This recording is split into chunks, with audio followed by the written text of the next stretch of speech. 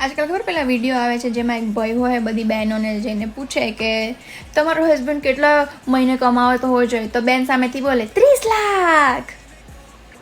કોઈ દી 30 લાખ તે ભેગા એકારે જોયા છે બેન તારી 25 વર્ષની જિંદગીમાં? તો વોટ ઇઝ ધીસ 30 લાખ? અને એ મહિને 30 લાખ કમાતો હોય તો તારા જેવી બેરોજગાર જોડે શું કામ પરણે? પેલી વાત તો એ જ છે, બરાબર. સપોઝ હું 3 લાખ કમાવતી છું મહિને, તો હું એટલું તો એક્સપેક્ટ કરું કે મારો ઘરવાળો એટલીસ્ટ 3 લાખથી વધારે ના કમાય તો કાંઈ નહીં, પણ મારા જેટલું તો કમાય કે છે ને. એવરી 6 મંથ ઇન્ટરનેશનલ ટ્રીપ કરાવવો જોઈએ. બેન તારો પાસપોર્ટ એ બન્યો છે?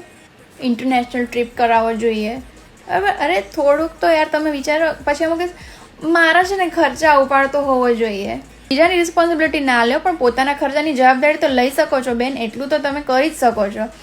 બસ મને સાચવી લેવો જોઈએ, અન્ડરસ્ટેન્ડિંગ હોવો જોઈએ, રોમેન્ટિક હોવો જોઈએ.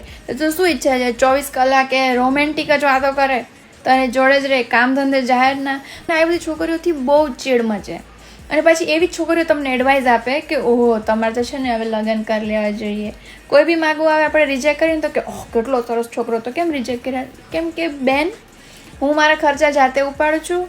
હું ઇન્ટરનેશનલ ટ્રીપો બી મારી જાતે મેં કરી ચૂકી છું. એટલે મારા માટે કોઈ મારા ખર્ચા ઉપાડે કે મારા માટે કાંઈ બી લે એ દેટ ઇઝ બેર મિનિમમ, બરાબર. મને શોપિંગ કરાવી દે ને તો મને બહુ નો, બે બાણા વચ્ચે પૈસાની વાત આવે જ નહીં. પણ અગર તમે આ પૈસાવાળા ક્રાઇટેરિયા કે મને 6 મહિને ઇન્ટરનેશનલ ટ્રીપ કરાવી દે ને તો હું એની જોડે લગ્ન કરું, મહિને એટલું કમાતો હોય ને તો હું એની જોડે લગ્ન કરું. આઈ નો આ બધી વસ્તુ મેટર કરે, પણ ખાલી આ જ વસ્તુના બેઝિસ પર તમે લગ્ન કરો, 6 મહિને ટ્રીપ મરાવી દે પણ દર 6 દિવસે બાટલી ખોલીને બેસશે ઘરે, તો ચાલશે નહીં ને?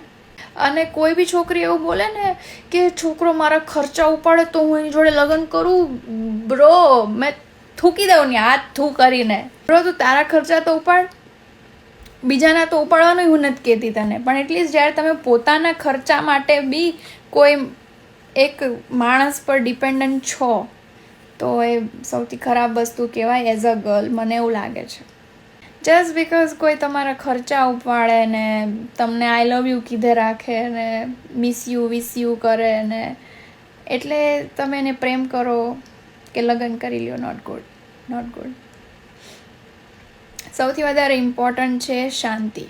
સૌથી બ્યુટિફુલ રિલેશનશિપ હોય ને મારી લાઈફનું તો એ છે કે જેમાં હું એ વ્યક્તિ સાથે કોઈ બી જગ્યાએ બેસતી હોય, બરાબર, પણ મારે કશું બોલવું ના પડે ને તો બી મને ગમે એ માણસ જોડે.